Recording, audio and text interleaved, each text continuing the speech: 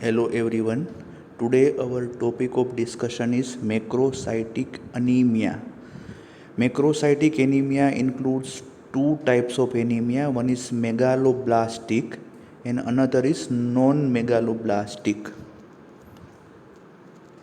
Starting with normocytic normochromic red blood cell. In this diagram you can see normocytic normochromic red blood cell indicated by black arrow. There are two terminologies different, namely normocytic and normochromic. Normocytic itself indicates normal size of RBC, almost similar to the nucleus of a small lymphocyte. Normochromic, it indicates central pale area in the RBC, not more than 1/3 of the total surface area of the RBC due to biconcave discoid shape of the corpuscle. Mean corpuscular volume or MCV. It's a red blood cell index which indicates an average volume of a single red blood cell. The formula of MCV is packed cell volume upon total RBC count into 10, and normal range of the MCV is 80 to 98 femtoliter. Now macrocytic red blood cells. When the MCV or mean corpuscular volume exceed beyond its normal range, it is called macrocytic red blood cell. MCV of 100 or more indicates macrocytosis, basically of two types. One is round macrocytosis, another is oval macrocytosis. In first diagram, you can see macrocyte round in shape, and in another diagram you can see macrocytes which are oval in shape. Macrocytic red blood cell may be megaloblastic or non-megaloblastic. Megaloblastic occurs in case of deficiency of vitamin B12 or folic acid, and non-megaloblastic, there are a variety of reasons for non-megaloblastic macrocytic picture. Commonest one is chronic liver disease. Another are alcoholism, post-splenectomy, hypothyroidism, certain drug toxicity, etc. Megaloblastic anemia occurs in case of vitamin B12 deficiency or folic acid or both. The basic underlying pathological process is impairment of DNA synthesis with normal RNA synthesis. So nuclear maturation is delayed while cytoplasmic maturation remains normal. The ultimate outcome of this pathogenetic mechanism is impaired cell division and shortened lifespan of cells. Now, basics of vitamin B12 metabolism. Vitamin B12s are known as cobalamines. In the body, the metabolically active forms of cobalamines are methylcobalamin and adenosylcobalamin. Other forms are hydroxycobalamin that can be reversed to the above cobalamins, and cyanocobalamin is a pharmaceutically stable form. Naturally, vitamin B12 is produced in minute amounts by microorganisms of the gut, particularly large intestine. Plant does not produce or contain any kind of vitamin B12. And colonic bacteria produce some amount of vitamin B12, but their location is distal to the site of absorption. So it is more or less not useful to the human body. Food sources rich in vitamin B12 include animal product like liver, kidney, muscles, egg, milk, cheese and other dairy product, seafood, etc. Plants are not sources of vitamin B12. Daily requirement are up to 1 year. The daily requirement of vitamin B12 is 0.3 to 0.5 microgram. Up to 10 year, it is 0.7 to 1.5 microgram. In adult, it is 2 microgram. And the requirement increases during pregnancy and lactation. It is 2.5 to 3 microgram. Diet contains 5 to 30 microgram of vitamin B12 daily. Absorption is around 2 to 5 microgram. Majority of the vitamin B12 is stored in the liver and the store is sufficient for 3 to 6 years in case of impaired absorption, and the storage form is adenosylcobalamin. Here it is a schematic representation of vitamin B12 absorption. There are two important factors in vitamin B12 absorption. One is R binder, which is secreted by the stomach cells or parietal cells of the gastric mucosa. Then pancreatic enzymes which react on this complex, and ultimately intrinsic factor which is secreted by the gastric parietal cells and forms complex with vitamin B12, which is essential for the absorption in the terminal part of the ileum.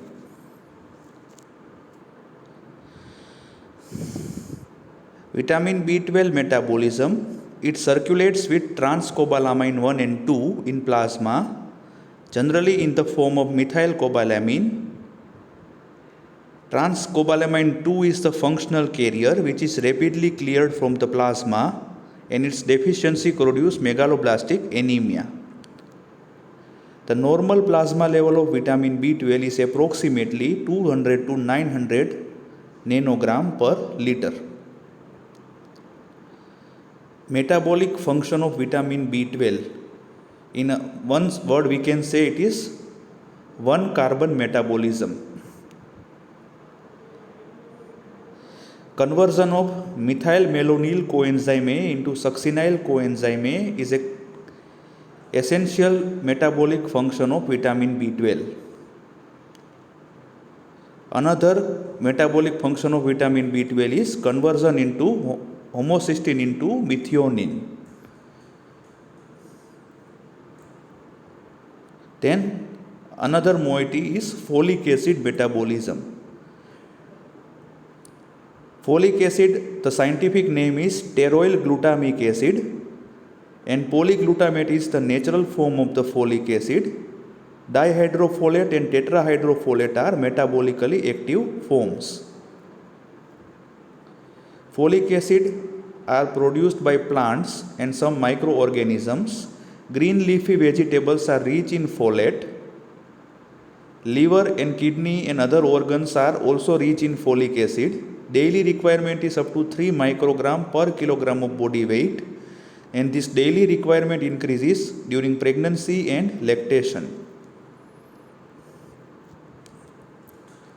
Diet contains approximately 500 microgram of folate. Folic acid is absorbed in the jejunum in the form of monoglutamate. Methyl tetrahydrofolate monoglutamate is the form which is found in the serum, and it is stored in the liver in the form of polyglutamate. Normal range in the serum it is 6 to 21 microgram per liter. In red cell it is 160 to 640 microgram per liter. So red cell folate is more rich than serum folate level. Metabolic function of folic acid. Its main metabolic function is transfer of methyl group or formyl group to other compound, and folic acid is essentially required in production of thymidylate during DNA synthesis. Serine converted into glycine with the help of tetrahydrofolate. Formiminoglutamate is converted into glutamate by folic acid. Deoxyuridylate converted into thymidylate, and this thymidylate is essentially required in thymine synthesis, and thymine is essential for DNA synthesis. So folic acid deficiency ultimately impairs DNA synthesis and cell division. Again, this is a schematic diagram which shows interrelationship between folic acid and vitamin B12 metabolism. Vitamin B12 deficiency may be hereditary or acquired. In acquired causes, there is decreased dietary intake, commonest reason for deficiency. Another is impaired absorption due to gastric cause like pernicious anemia, intestinal causes like ileal resection, blind loop syndrome, pancreatic diseases, and enzyme deficiency, and familial selective defect.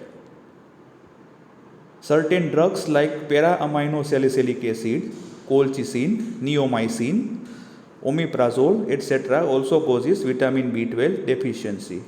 During pregnancy and lactation, there is increased demand of vitamin B12, which is also a reason of vitamin B12 deficiency.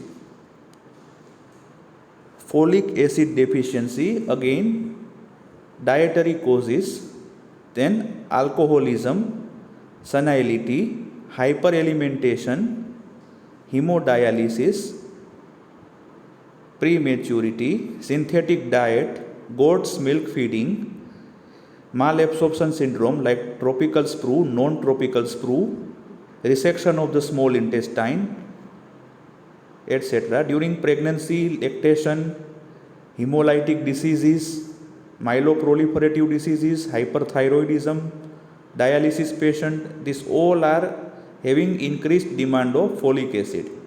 Certain drugs like oral contraceptive pills, anti-convulsion drug, triamterene, cholestyramine, all are the causes of folic acid deficiency. These are other causes of megaloblastic anemia.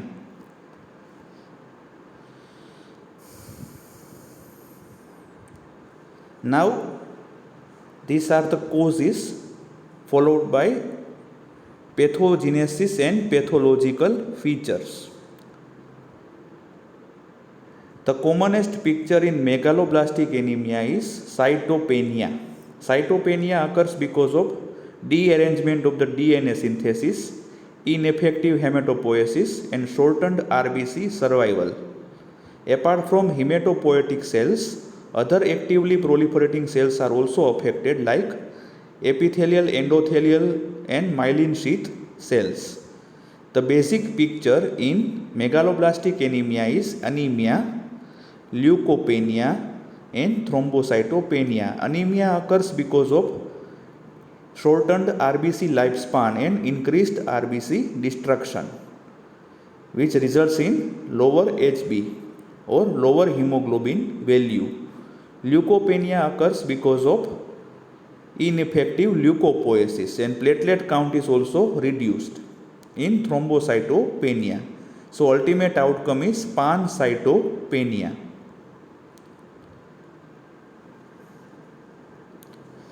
Triad of megaloblastic anemia is anemia, atrophic glossitis, and neurological changes. Neurological changes are mainly seen in vitamin B12 deficiency because of disineffective myelination of nerve fibers.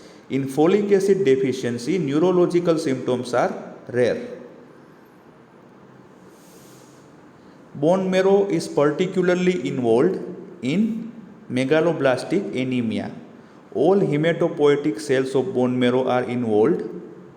Then mucosa are also involved by megaloblastic anemia, skin, gastrointestinal system, female genital system, and mucosal epithelium is also involved.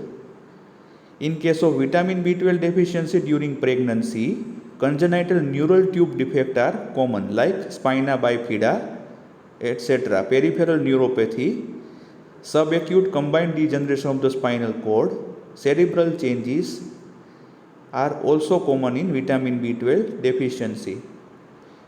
Then hyperhomocystinemia, an increased chance of thrombosis, is also seen in vitamin B12 deficiency. Anemia clinically represents with pale conjunctiva and mild icterus or yellowish discoloration of the sclera. Then there is glossitis, inflammation of the tongue with soreness, poor taste sensation, atrophy of the tongue papilla, and the term particularly useful for this condition is beefy tongue. Neurological changes, vitamin B12 deficiency occurs without anemia. Sometimes in case of B12 deficiency, only neurological changes are there. There is no anemia, no atrophic glossitis. These neurological changes include pain, paresthesia, loss of sensations like sense of position, vibration, etc., ataxia, decreased deep tendon reflexes, weakness of the muscles, spasticity, reflex changes, Babinski positive, Romberg sign positive, Romberg mental changes like memory loss, confusion, dementia, etc. Weight loss, fever, diarrhea, constipation, premature graying of the hair, these all are non-specific symptoms of this megaloblastic anemia. This is about clinical presentation. Now how laboratory diagnosis is there in megaloblastic anemia. It includes complete blood count including red blood cell indices, peripheral blood smear examination, reticulocyte count, bone marrow aspiration with or without refined biopsy, and biochemical test. Starting with low hemoglobin level in CBC, sometimes up to 2 gram per deciliter, low total WBC count, it is not always, low platelet count, pancytopenia which is commonly seen but not always, raised MCV, MCH and RDW with normal MCHC. Reticulocyte count is reduced because of ineffective erythropoiesis. Reticulocyte count is a marker of erythropoietic activity of the bone marrow. So, in case of megaloblastic anemia, there is reticulocytopenia.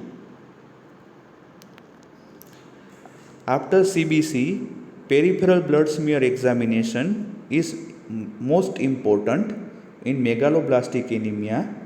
The common findings in megaloblastic anemia is macroovelocytosis, anisocytosis, poikilocytosis, basophilic stippling of the RBC. You can see multiple small round dots bluish in color inside the RBC known as basophilic stippling, oval jolly bodies which are DNA remnant in the RBC, Cabot ring formation which is also a DNA remnant in the RBC, nucleated RBC precursors, hypersegmented nuclei of the neutrophils and giant platelets.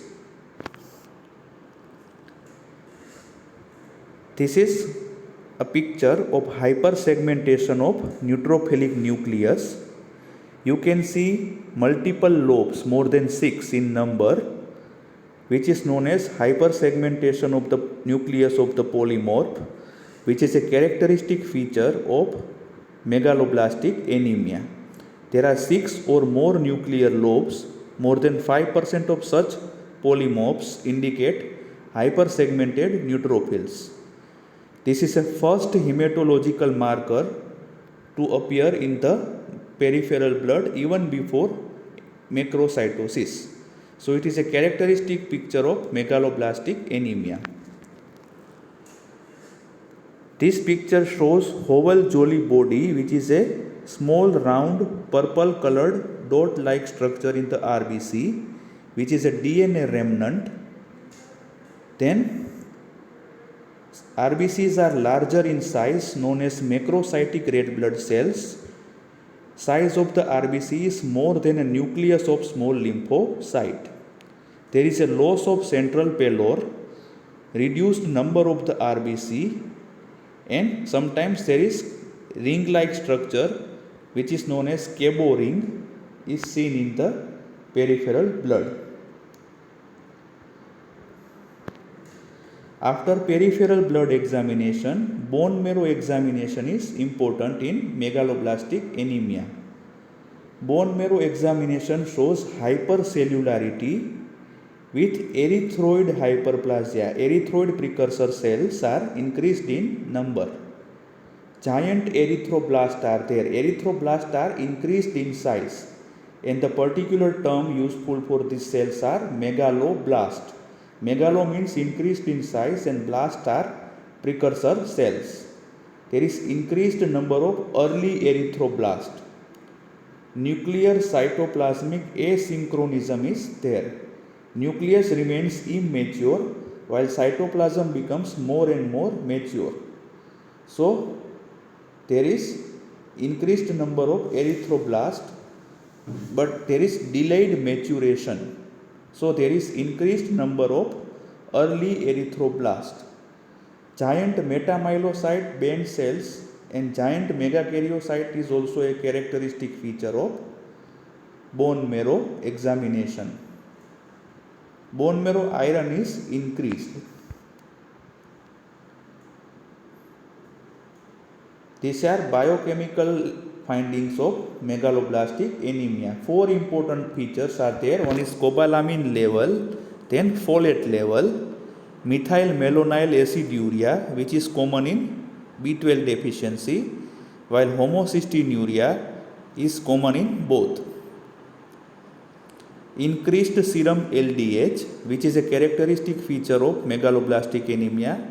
Indirect bilirubin is also increased in megaloblastic anemia. Ferritin and serum iron is increased if it is not associated with concurrent iron deficiency anemia, and heptoglobin is reduced in serum. In vitamin B12 deficiency, serum vitamin B12 level is reduced. Methyl malonic acid is excreted in the urine, which is increased, and methyl malonic aciduria is a characteristic feature of vitamin B12 deficiency. 4-aminoglutamate is also increased in the urine.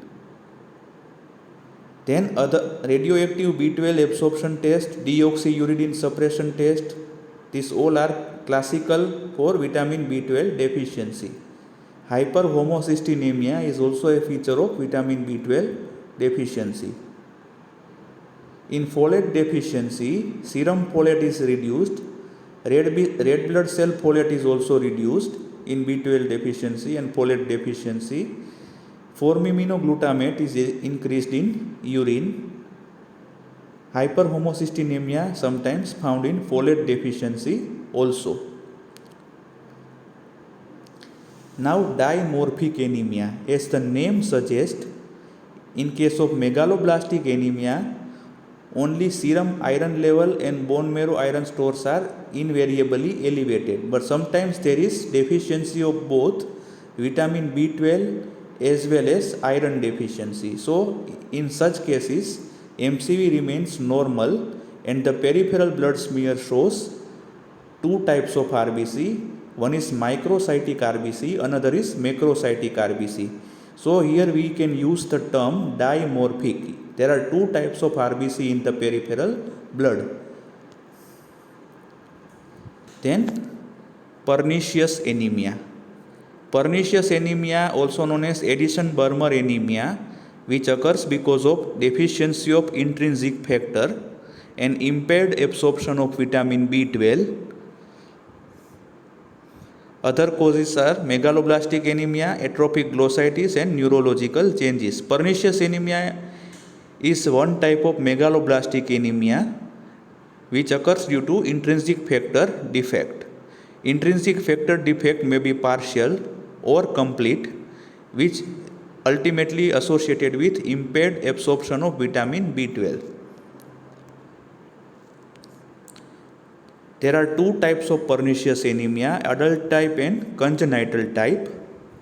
In adult type, it is associated with atrophic gastritis.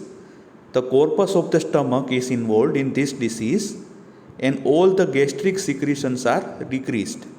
Chief cells and parietal cells are lost and there is intestinal type of metaplasia in the stomach, which leads to intrinsic factor defect and impaired vitamin B12 absorption. Congenital type, there is selective deficiency of intrinsic factor, which is a autosomal recessive condition. Pernicious anemia can be found in the relative of the patient also because it is related to certain HLA antigens, HLA-B7, HLA-DW2, HLA-DW5 and DR2. Majority of the cases, pernicious anemia is associated with autoimmune conditions with formation of the anti-parietal cell antibodies in 85% cases, anti-intrinsic factor antibodies up to 70% cases. It is also associated with other autoimmune diseases like thyroid diseases. Lab diagnosis. The features of megaloblastic anemia are there in pernicious anemia associated with anti-intrinsic factor antibody in the serum, anti-parietal cell antibody in the serum, achlorhydria, partial or complete deficiency of hydrochloric acid in the stomach, serum gastrin level is markedly increased, gastric biopsy gastroscopy shows atrophic changes in the mucosa of the stomach, and the particular important test is Skilling test in pernicious anemia. What is Skilling test? Skilling test is particularly for determination of absorption of the vitamin B12 from the intestinal tract.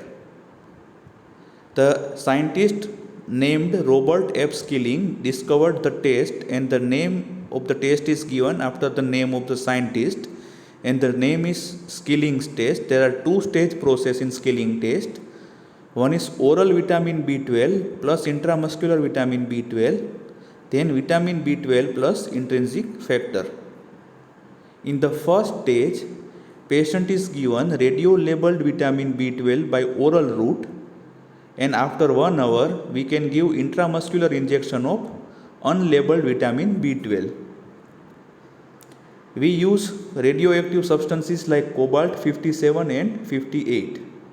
Purpose of intramuscular injection is to temporarily saturate vitamin B12 receptors mainly in the liver so that radio-labeled vitamin B12 can be absorbed and can pass in the urine effectively. Then after 24 hours, patient urine is collected to assess the absorption of the vitamin B12. Normally at least 10% of radio-labeled vitamin B12 should be detected in the urine in first 24 hours. In case of pernicious anemia or impaired intestinal absorption, the radio-labeled vitamin B12 is less than 10%.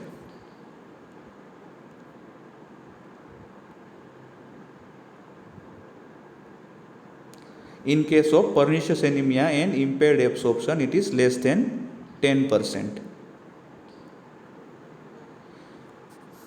If result of first stage remains abnormal, then we perform second stage. In second stage, the same procedure is repeated along with oral intrinsic factor. If absorption improves it suggests true pernicious anemia or true intrinsic factor defect. If absorption does not improve, it suggests malabsorption. Skilling test is also repeated using antibiotic along with B12 in order to diagnose blind loop syndrome and bacterial overgrowth syndrome. To diagnose pancreatic enzyme insufficiency, we can also perform skilling test along with pancreatic enzymes. The main disadvantage of this skilling test is radioactivity and expensiveness. So, to summarize our today's topic, which is extremely important as far as your theory exam and practical exam is concerned, one is definition of macrocytic anemia, then examples of macrocytic anemia, definition of megaloblastic anemia, vitamin B12 absorption, vitamin B12 metabolism, folic acid absorption, folic acid metabolism, B12 deficiency and its causes, folic acid deficiency and its causes, clinical picture, findings in the CBC or complete blood count, finding in the peripheral blood smear examination, findings in the bone marrow, biochemical test of megaloblastic anemia, dimorphic anemia, pernicious anemia etiology and pathophysiology, pernicious anemia lab diagnosis and skilling test. As far as your theory exam is concerned, causes of deficiency of B12 and folic acid, findings in the complete blood count, finding in the peripheral blood smear, finding in the bone marrow, these all are important questions that can be asked in your theory exam. In your practical exam also, we can ask megaloblastic anemia in Viva. So, read the topic carefully from your standard textbook. Thank you very much. Thank you all.